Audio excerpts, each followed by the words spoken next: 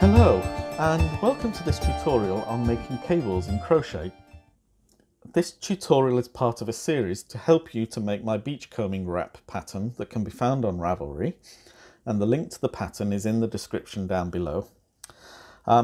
Cables can be used in many different projects and come in quite a lot of different variants as well, but the basic method is usually the same, which is that a group of stitches form the cable, if you like, going up in pairs like this, and then at some point one of them will be made to cross over the other, and then further up these ones will then cross over these again, so you end up with this kind of winding like strings or wires in a cable. There are a few basic pointers though to bear in mind. Cables usually stand proud of the fabric on either side of the cable. In knitting, this is achieved by using purl stitches alongside the knitted cable stitch, but in crochet we usually achieve this by working the cable stitches around the front post. The stitches on either side are then either worked normally through the top of the stitch or even around the back post in order to push the cables further into relief. In order to maintain the width of the fabric, we'll be using longer stitches for the crossover stitches. In the case of this particular pattern, we will use double crochets for the normal stitches and treble crochets for the crossover stitches. When working on the right side of the work, we will be using front post stitches, and on the wrong side, we'll be using back post stitches. This will keep the cable stitches standing proud uniformly, no matter which side is being worked. The right side will be obvious once we have worked the pattern repeat once. It will be the side where the crossover stitches are clearly visible. There are a number of other ways in which we can create cable stitches in crochet, particularly that bind the fabric together. In the case of this particular wrap, there will be a gap between the crossover stitches. They will be separate from each other, and I'm doing that because this is the simplest way of doing cables and is a good introduction to cabling. I may at some future time do another tutorial for other forms of cabling. So in order to work our cables, I've made a small sample in our previous tutorial on foundation stitches, which allows me to now work the first row repeat of the pattern. And we will be using the 6 middle stitches, so stitches 3 to 8 will be used as the cable stitches, and the first and second and the 9th and 10th stitches will be the selvage edges, and they will just be standard stitches worked in the top of the existing stitch in the normal way. So to begin with, we are going to chain 2, and don't forget this will count as the first stitch throughout, but if you want to if your gauge is looser than mine, then feel free to make that 3 stitches at the top in the chain rather than 2. It's not going to change the overall pattern, but if your gauge is looser, then you perhaps will need to add that extra chain just to make it match in height. So we're just going to work a standard stitch in the second stitch rather, because the chain counts as the first stitch coming out of the stitch below. So now we're going to work the crossover, and we are going to yarn over twice, and we're going to skip the first, second and third stitches of the cable, and we're working around the front post of the 4th stitch. So that's 1, 2, 3, this is the 4th stitch. We've yarned over twice, so we've got 3 loops on the hook already, and we're going to go in from the front to the back of the work, but on the right hand side of the stitch that we're working around, and then we're going to come out from the back to the front of the work on the left hand side of that same post. And what you should have is that your hook is behind the front post. That's what makes this a front post stitch. And then we're going to yarn over and pull the loop back through. So now we've got 4 loops on the hook, so we're just going to complete the stitch in the usual way, which is yarn over through 2, yarn over through 2, and yarn over through 2. So we've swapped the first stitch, now we're going to swap the second stitch. So yarn over twice, we're going to go in to the back of the stitch from the front on the right hand side and out from the back to the front on the left hand side. And if it does help, you can fold the work over with the post of the stitch that you're working on standing proud, and that will make it easier for you to pull the loop through, but it's not going to change the overall work. And then we've got 4 loops on the hook, so it's yarn over through 2, yarn over through 2, yarn over through 2. And now we have the final crossover stitch to work here. So again, we're going to work around this post. So we're going to go in on the right and out on the left, yarn over and pull up a loop. 4 loops on the hook, yarn over through 2, yarn over through 2, yarn over through 2. So we've now transferred the second group of 3 to being the first 3 stitches. So we've got to now transfer the first group of 3 to being the second group of stitches. So we're going to yarn over twice, and now we're going to do a front post stitch around the first of the cable stitches. So we're going to go in exactly the same way, from the front to the back on the right, from the back to the front on the left, yarn over and pull up a loop, then yarn over through 2, yarn over through 2, whoops, and if you go through 3, then you can just pick that last one back up. There we go. Separate out those loops so that they are in the right order, which is a bit fiddly. There you go. And then yarn over and through the last 2. And we're going to do the same now to the second stitch. So we yarn over twice, we go in on the right and out on the left, yarn over and pull up a loop, yarn over through 2, yarn over through 2, and yarn over through 2. And we have one more of the crossovers to do now. And it's important not to forget to do all 3 of these. So it's yarn over, yarn over twice, so we've got 3 loops on the hook, go in from the front to the back on the right, out from the back to the front on the left, yarn over, pull up a loop, then yarn over through 2, yarn over through 2, and yarn over through 2. So now we have swapped the order of the stitches. So stitches 4, 5 and 6 have become stitches 1, 2 and 3 over here, and stitches 1, 2 and 3 have now become stitches 4, 5 and 6. And so we're going to finish off by working the last 2 stitches as a standard stitch. So going into the top of the stitch, yarning over once only, we're going to go into the top of the stitch, yarn over and pull up a loop, yarn over through 2 and yarn over through 2, and then again into the top of the chain. And that completes that row.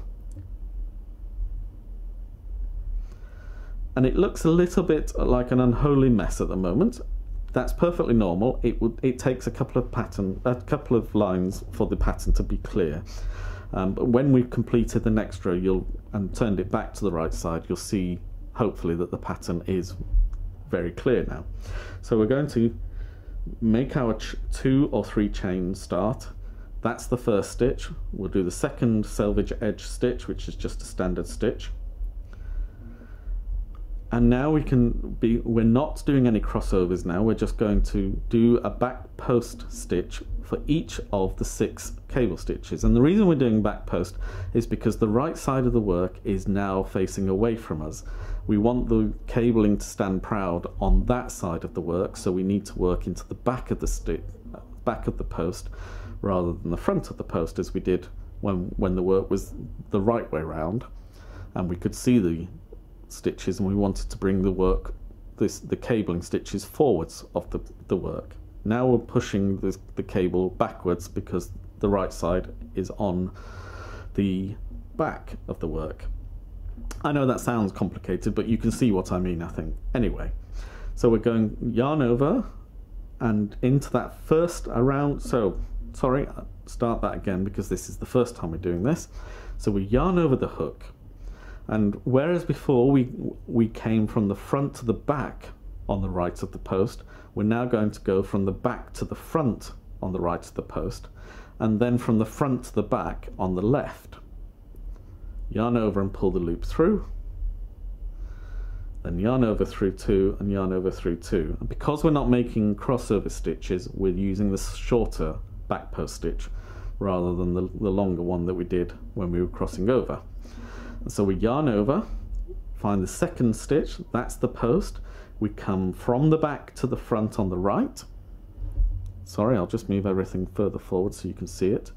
We come from the back to the front on the right, go from the front to the back on the left, yarn over and pull up a loop, then yarn over through 2 and yarn over through 2.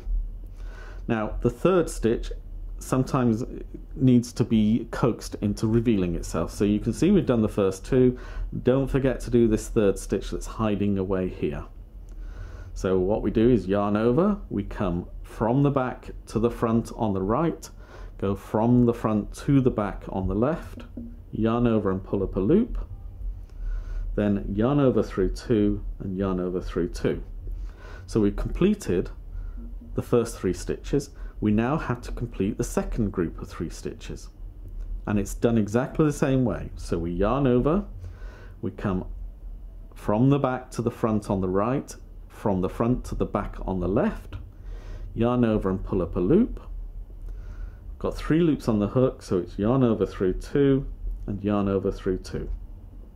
And again, yarn over, come from the back to the front on the right, go from the front to the back on the left, yarn over and pull up a loop, yarn over through 2 and yarn over and through 2.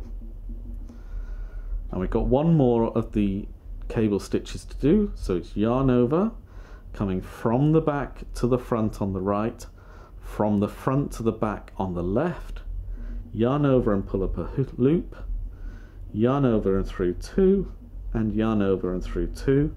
And now we just have the 2 selvage edge stitches to do, so we yarn over into the top of the stitch, pull up a loop and yarn over through 2 twice, and then the same again into the top of the chain. And if it helps, it doesn't really matter. When we have finished the spine of this particular pattern, we're going to be picking up stitches both in the top of each stitch and around the post of each selvage edge stitch, or the first and the last stitch on each side.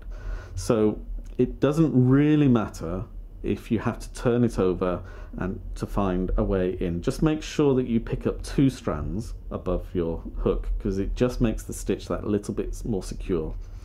Then yarn over through 2, yarn over through 2. Now we're going to make our chain 2 or 3 depending upon your tension, and turn our work. And now I think if we just pull the stitches, what I'm doing here is the stitches are made around the post. I'm just pulling the stitch to the top of the post that it's been made around, and it just stretches out the fabric that little bit and makes it easier to see what is going on. And I think you can begin to see already that the cable pattern is very well established. So what we're going to do now is work around the front post of the cable stitches in the same way that we just worked around the back post, because the right side was facing away. The right side is now facing us, so we want to work around the front post, and we're going to use the shorter of the 2 stitches because we're not doing a crossover in this row. So we do our second selvage edge stitch, which is just into the top of the stitch, and I think you can see that by doing even just normal stitches, the cable stitches are standing a little bit proud of the stitches around them. So it really does work. So now we're just going to go around the front post. Now it's very important here, when the work is first done, it's difficult to see where the front post is. Is that the front post? No, because that's the front post of the stitch below. You have to pull the stitches apart here, and then you can clearly see that this is the new front post here. So we're going to go in on the right, out on the left, yarn over and pull up a loop, yarn over through 2, yarn over through 2. So we're going from front to back on the right, from back to front on the left, yarn over and pull a loop through, then yarn over through 2 and yarn over through 2. And the third one is yarn over into this, from the front to the back on the right, from the back to the front on the left, yarn over and pull a loop through, then yarn over through 2 and yarn over through 2. And the fourth one, yarn over into the work from the front to the back on the right, from the back to the front on the left, yarn over, pull up a loop, yarn over through 2, yarn over through 2. And the fifth, front to the back on the right, back to the front on the left, yarn over, pull up a loop, yarn over through 2, yarn over through 2.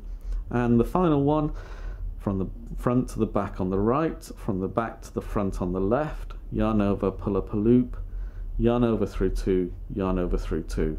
And then just the 2 selvage edge stitches in the top.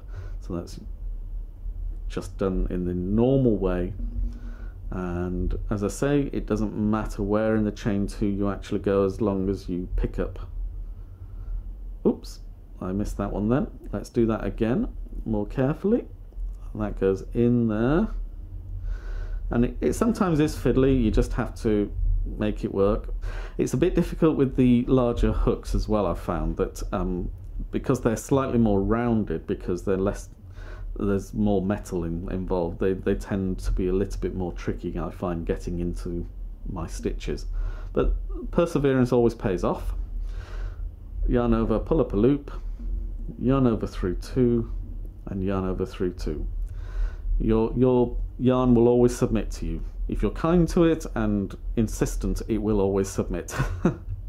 And now the fourth line of the 4-row repeat is the same as the second row. So we're going to make our chain and turn our work. The right side is now at the back of the work, so we're doing back post stitches. So complete the selvage edge by working into the top of the second stitch. And then we're going to yarn over, and we're coming from the back to the front on the right, from the front to the back on the left, yarn over and pull up a loop, 3 loops on the hook, yarn over through 2, yarn over through 2 to complete. Yarn over on the right from the back to the front, on the left from the front to the back, yarn over, pull through a loop, yarn over through 2, yarn over through 2. And you know, I'm hoping by now that you're beginning to get to grips with what's going on, but we will carry on with the slower instruction. So we yarn over, we take our hook to the back of the work and bring it through the work to the right of the post that we're working around. Then we take the hook and send it back to the back of the work on the left hand side of that post, yarn over and pull up a loop. Got 3 loops on the hook, so it's yarn over through 2 and yarn over through 2. So that's the first 3 done, and the second 3, yarn over, bring it from the back to the front, send it from the front to the back, yarn over, pull up a loop, yarn over through 2, yarn over through 2. And again, yarn over on the right of the stitch from the back to the front, on the left of the stitch from the front to the back, yarn over, pull up a loop, yarn over through 2, yarn over through 2, and again the final cable stitch, yarn over, bring it from the back to the front on the right, send it from the front to the back on the left, yarn over and pull up a loop, yarn over through 2, yarn over through 2. And then it's just a standard stitch into the top for the selvage edges and into the chain 2 or the chain 3 if you've made a chain 3. Just pick up that top stitch. Whoops, let me just pull it apart with my fingers, make it easier for the hook to go in. And we'll try that again. Yarn over into the stitch. There we go. Oh, I only picked up 1 strand. I want to pick up 2, so let's try that again. There we go. And then yarn over, pull up a loop, yarn over through 2 and yarn over through 2. So that's the 4-row repeat. You're going to keep on doing that for the full length of the spine, and you'll see I've got a sample that I've made earlier of the repeated, so you'll get this sense that these stitches are twisting around those stitches, rather like a cable does, and that's why we call it cabling. So this is what your spine should look like when you're finished, and I hope you can see that the cable is standing proud of the surrounding stitches, so everything is working the way we want it to. Well, thank you for watching this video. I hope you've enjoyed learning about simple cabling in crochet and discovered that it's actually not nearly as difficult as perhaps it's made out to be, or that you feared it would be. If you enjoyed this video, please leave a like down below. Remember also to subscribe so that you'll be notified when new videos are uploaded. There will be another couple of videos in the tutorials that I've been making, so please check those out as well, and then you'll be able to make the beachcombing wrap for yourself. So until next time, thank you for watching and keep crafting. So bye for now.